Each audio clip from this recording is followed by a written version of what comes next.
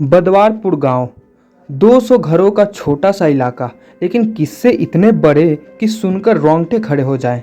इस गांव के दक्षिण छोर पर एक टूटा फूटा हवेली नुमा घर था, जिसे सब जले का अड्डा कहते थे।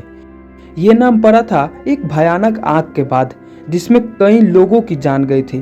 पर असली डर तो तब शुरू हुआ जब लोगों ने कहना शुरू किया कि वहां वो रहती है, ताश खेलने वाली औरत, कोई औरत नहीं, चुड़ैल। इस अड्डे के बारे में गांव वालों में एक बात मशहूर थी, जैसे ही कोई रात में वहां ताश खेलने जाए उसकी किस्मत उलट जाती है और फिर वो लौटकर नहीं आता। पर डर के आगे अक्सर जिज्ञासा जीतती है। रिंकू, गोलू और छोटे लाल गांव के 3 निठल्ले लड़के, जिनकी उम्र 19 से 21 के बीच रही होगी। ताश खेलना और खाली बकवास करना ही इनका रोज का काम था। एक दिन दोपहर में ताश खेलते हुए रिंकू बोला, क्या बे, मर्द है तो उस जले हुए अड्डे में चलो, आज रात ताश खेलने वहीं पे। गोलू बोला, पगला गया है, सुना नहीं, वहां कोई गया तो लौटा नहीं। रिंकू ने मुस्कुराकर, अगर डर गए तो कह दो, हम तो चलते हैं। छोटे लाल थोड़ा डगमगाया, पर उसकी भी मर्दांगी को ललकारा गया था। तीनों ने तय कर लिया, आज रात 12 बजे अड्डे में ताश का खेल होगा। रात गहराई और तीनों हाथ में ताश की गड्डी, मोबाइल की टॉर्च और एक बोतल लेकर उस जले हुए मकान की ओर निकले। रास्ते भर हवा सिसक सिसक रही थी और हर झाड़ी से मानो कुछ झांक रहा था।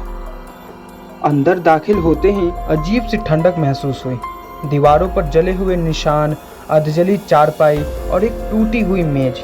छोटे लाल की नज़र एक कोने में पड़ी कांच की चूड़ियों और एक टूटा हुआ कंगन पर गई।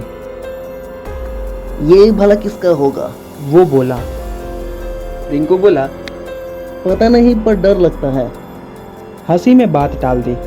ताश की गड्डी खोली गई, गेम शुरू हुआ।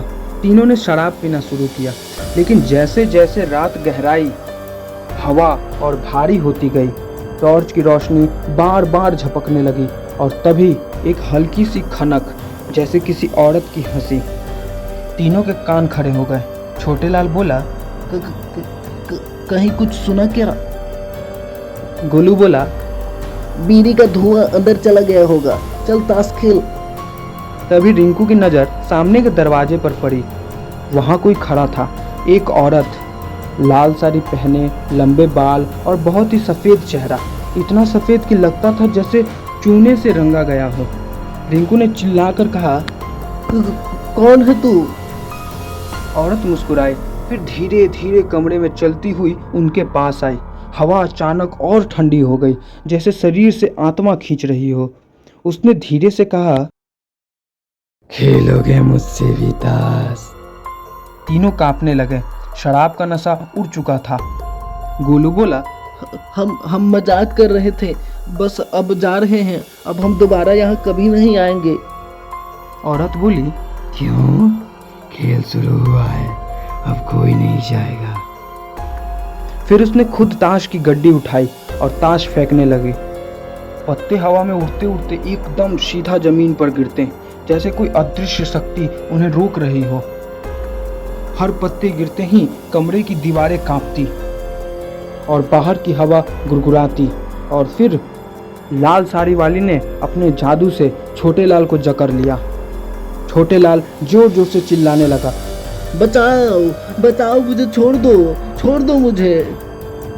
रिंकू और गोलू पीछे हट गए, उनके पैर जैसे जमीन से चिपक गए हों। वो औरत अब असली औरत नहीं लग रही थी। उसके बाल हवा में उड़ रहे थे, उसकी आंखें लाल हो चुकी थी और जब उसने मुंह खोला तो उसमें से ताश के पत्ते निकलने लगे। जो खेल शुरू हो गया वो खत्म नहीं होता। उसकी आवाज़ 3 अलग अलग दिशाओं से गूंज रही थी, जैसे कमरे में 3 और वही है। छोटे लाल छटपटा रहा था। तभी रिंकू ने पास रखा की बोतल उठाकर उस औरत पर दे मारी। एक अजीब सी आवाज के साथ वो औरत पीछे हटी और गायब हो गई। छोटे लाल गिर पड़ा, पर उसके गले पर एक गहरा निशान बन चुका था, जैसे किसी ने बालों से खींचा हो। गोलू बोला। चल चल भाग यहाँ से। तीनों जैसे तैसे बाहर भागे, मगर बाहर निकलते ही देखा पूरी हवेली अब जल रही है, पर आग की कोई गर्मी नहीं थी, सिर्फ रोशनी और चीखें। तुमने खेल अधूरा छोड़ा, अब यह खेल तुम्हारा पीछा करेगा। वो आवाज फिर से गूंजी। गांव लौटने के बाद तीनों की हालत खराब थी। छोटे लाल की गर्दन में दर्द रहता, उसे बुरे सपने आते। हर सपने में वो औरत ताश खेलते दिखती और फिर उसका गला घोंटती। रिंकू ने ताश की गड्डी जला दी, पर अगले दिन वही गड्डी उसके घर में वापस मिलती। गोलू ने अपने कान बंद कर लिए। वो हर समय कुछ सुनता था, जैसे कोई कह रहा हो, तुम्हारी चाल मेरी चाल से कमजोर है।